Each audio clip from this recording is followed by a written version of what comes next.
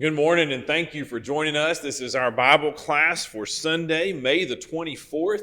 We are studying the Gospel of John. I invite you to join us with that. Turn in your Bibles to John chapter 6. That's where we'll be, whether you're using your paper Bible or your digital Bible. John chapter 6. You know, we've talked about in John's Gospel that John says over and over again that Jesus did signs, that these miracles, they weren't just showing off, just showing how much power he had. They weren't designed just to show that he could do things only God could do. They were signs. They pointed to something bigger and deeper. And that if you had faith, you could see those signs and not just see the miracles. You could actually see the lessons that they were designed to teach. And in John chapter 6, we come across another one of those signs. In fact, apart from the resurrection of Jesus, this miracle is the only one that's recorded in all four gospel accounts. It's that important. And so as John looks back and he has those seven signs that he tells us about, this is one of those. And here John kind of highlights some different points about it. But it certainly parallels with what we read in Matthew chapter 14 or in Mark chapter 6 or in Luke chapter 9. John chapter 6 is where we are. It says, after these things, and John's just kind of changing the subject here. If you're following along and following along in the chronology of everything, and John chapter 5 ends, and really the events of John chapter 5 as they come to a conclusion there about the man who was healed by the pool of Bethesda, John's just letting us know some time passed. So after this, we've moved on. We read in the Synoptic Gospels about some things that have happened between now and then. But John says, after these things, Jesus went over the Sea of Galilee, which is called the Sea of Tiberias. Apparently, as he goes over, he's headed to the other side, which is the eastern side. Most everything the Jews did was on the western side. And he calls this the Sea of Galilee. That was its common name. That's what it would have been known as for the most part. And John also says, by the way, it's called the Sea of Tiberias. That's interesting because it wasn't named the Sea of Tiberias until AD 20. So in Jesus' day, that would have been a very new name for a very old body of water. In fact, the Old Testament sometimes called it the Sea of Kinnereth. Kinnereth is from the Hebrew word for lyre, which sort of was the shape of what a lyre, that musical instrument, was the shape of the lake. But it was renamed the Sea of Tiberias in AD 20 by Herod Antipas in honor of the Roman Emperor Tiberius Caesar. And so while in Jesus' day it probably was still called the Sea of Galilee, John knows as he writes, again, much later now, that most people now call it the Sea of Tiberias. So he just helps us out. And this just gives us some extra clues that we're talking about a real person here who really knew what he had seen. This is an eyewitness. But it's also one who lived in the times. And so he said, this is what it used to be, and this is what it's called now. And that just gives us some more of a personal feel for John. Jesus goes across the Sea of Galilee, and verse 2 says, a great multitude followed him. This is not uncommon. We see Jesus drawing crowds everywhere he goes. From the other gospel accounts, we know that Jesus had several motivating factors in trying to get away at this point. Why he would cross over to the less populated side. We know that John the Baptist had just been killed, and Jesus was deeply saddened by that. And so we read in Matthew that he wanted to take a little time to mourn, and so he wanted to get away for a while just to have time to mourn the loss of his cousin. We also know that he wanted to get some rest. Things had been incredibly busy. There were people coming and going so much that they didn't even have time to eat, Mark tells us. And Jesus said, let's get away from all this busyness and rest. And Luke lets us know that Herod was after him right now, and he wanted to kind of move away from Herod, kind of out of Herod's reach. Regardless of his reasons, Jesus goes across, and for everything he had planned, a great multitude followed him. And then John tells us why they came. They came because they saw his signs, which he performed on those who were diseased. They came because they wanted to see more sick people healed. And all the verbs in this are in an imperfect tense. They're kind of a continuous action. So in other words, it says, then a great multitude kept on following him. Everywhere Jesus went, he drew crowds. And John said they kept on following him even here. And they kept on following him because they kept on seeing these signs. They kept on seeing, and there's, by the way, John's word for these miracles, these signs. They kept on seeing them. And they were the signs which he kept on performing. And so while John only recounts a few of these, we know that there were lots more that aren't written about. And John is giving us a clue even here. Jesus was continually performing these signs, and people were continually seeing them, and they were continuously following him. And yet they're coming for the signs. They're coming because they're only interested in what Jesus can do for them. They're only interested in the show that they can see. Verse 3, Jesus went up on the mountain, and there he sat with his disciples. The word mountain here simply means he went up to a high area. We don't necessarily have to name a specific peak. It may well be simply the high ground on the east side of the Sea of Galilee. If you listen to news reports today and you hear about the Golan Heights, that might be this area there around the Sea of Galilee.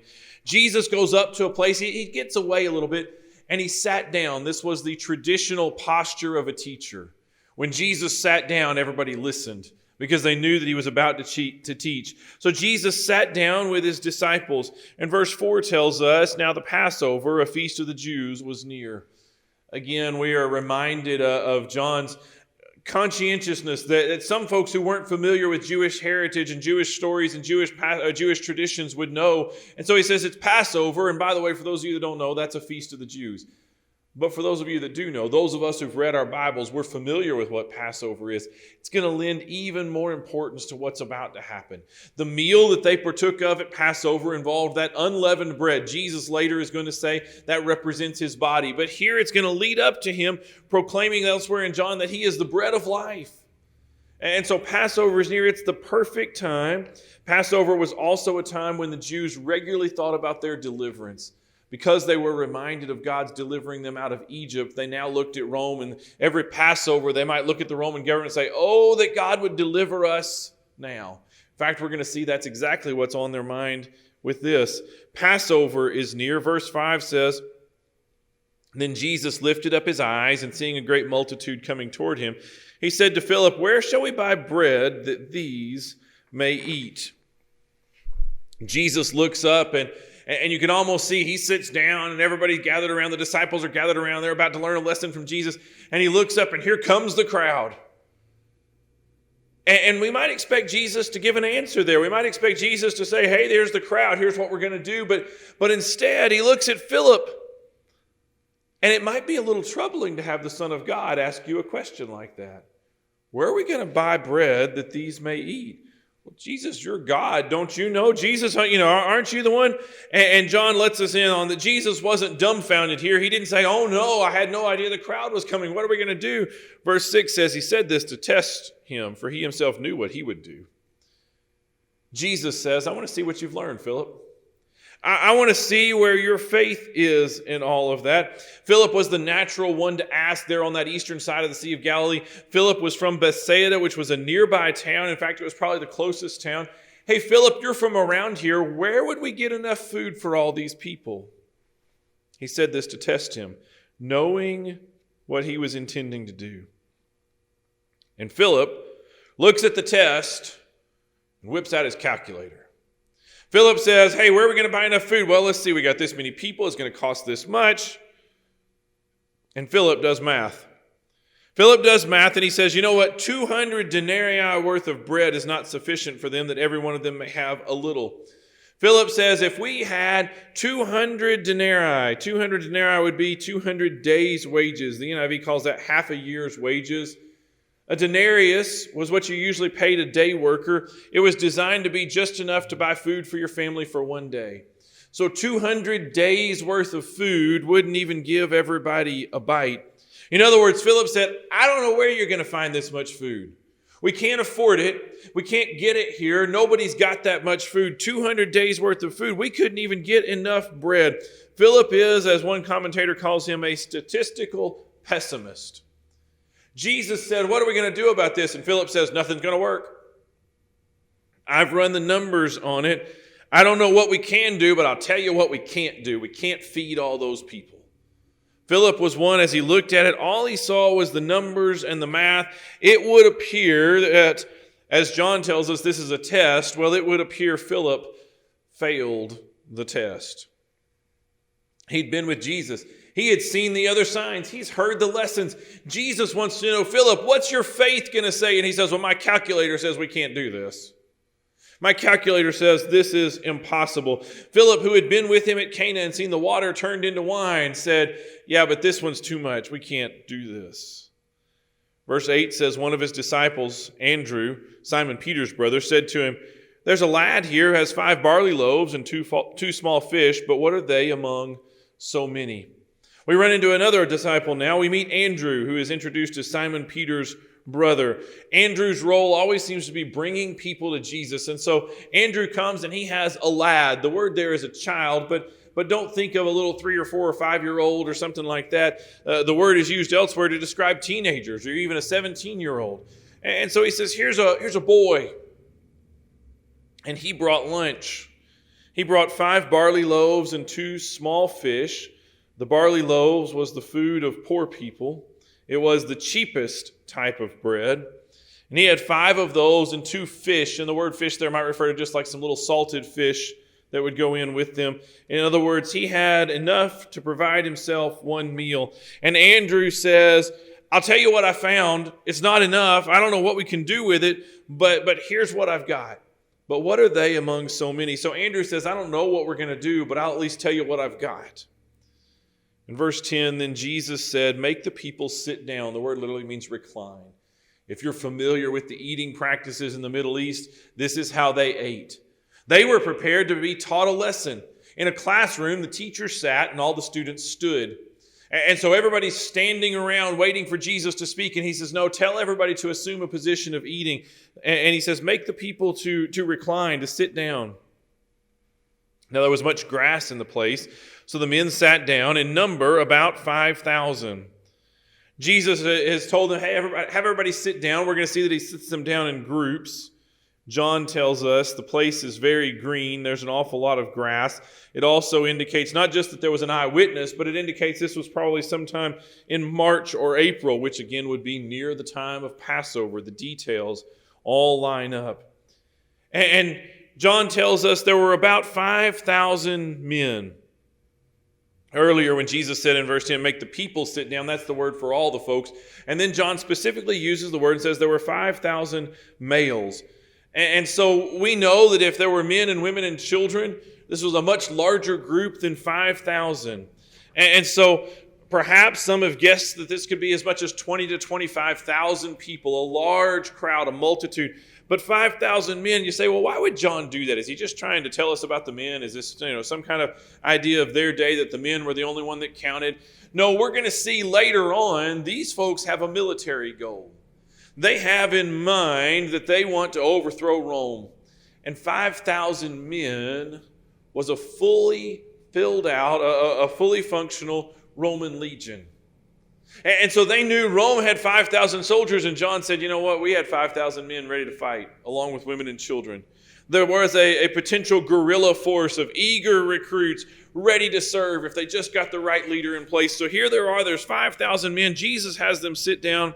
And verse 11 says, and Jesus took the loaves, and when he had given thanks, he distributed them to the disciples, and the disciples to those sitting down, and likewise of the fish, as much as they wanted. So much that happens here in this verse. Jesus takes the bread and he gave thanks. The word is Eucharisto. It's where we get our word Eucharist for our Lord's Supper. It simply means a prayer of thanksgiving. Perhaps he prayed the traditional Jewish thanksgiving that they would pray at a meal. Blessed art thou, O Lord our God, King of the universe, who bringeth forth bread from the earth. Maybe that's what he said. Regardless, he stops to give God credit for the food they are about to receive. We see Jesus do this on numerous occasions. It's just a good practice. Even today, lots of folks will say a prayer before a meal. There's no command to do that. It's not some kind of super holy thing, but it's just a good idea to stop and say, Lord, you provide me my food. You give me what I need. And every mealtime is a chance to remember God's provision. And John says, Jesus took those loaves. And John tells us something that nobody else tells us. When he gave them the loaves, he handed them out to the disciples, that they were the ones who actually passed it out to everybody. And so the disciples passed out the food. And you can imagine the disciples who knew exactly what we started with, the 5 loaves and 2 fish. And they just keep getting more and more bread. And they come back and get more. And eventually they've served 20 to 25,000 people. So much so that everyone has had as much as they wanted. It wasn't that they got that little bite that Philip was talking about. No, they've eaten until they're full. We're going to say they've eaten. We're going to see in a moment that they've eaten until they say, no, I can't eat anymore. There's leftovers. Verse 12 says, so when they were filled, he said to his disciples, gather up the fragments that remain so that nothing is lost. Verse 13 says, therefore they gathered them up and filled 12 baskets with the fragments of the 5 barley loaves which were left over by those who had eaten. Only John says that Jesus commanded his disciples to do this gathering. We read that there was stuff left over, but the disciples got to walk around and pick those baskets up. And it says there were 12 baskets. Some people make a big deal about that. I think there were 12 apostles, and so there were 12 baskets because they were the ones carrying them around. I don't think it's any kind of special significance to anything. But the fact that there were leftovers is huge. It means Jesus didn't just give them a bite to eat. He didn't just give them exactly what they needed. He gave them more than they could eat. Here you've got a group of folks that they are hungry, and Jesus feeds them. He feeds them so much that they say, oh, I can't eat another bite. No, just take it away. I can't eat anymore. He provided for them in a lavish way. It is this beautiful picture of the grace of God. And it calls to mind for the Jews. Remember, this is Passover. We're remembering when we headed out into the desert, when we left Egypt. And in the desert, God had provided manna. Every day, you got just enough bread for that day. You got just enough. Everybody had all they needed, but it says even nobody had extra and nobody went short. There was just enough. And now Jesus says, I'm here. When I provide for you, you have more than enough. Something even better has come along. And the sign for us, the lesson we should learn, is that as God has always provided for his people in Jesus, this is the ultimate provision. It's even better than anything else. So they gather up the fragments that remain so that nothing is lost.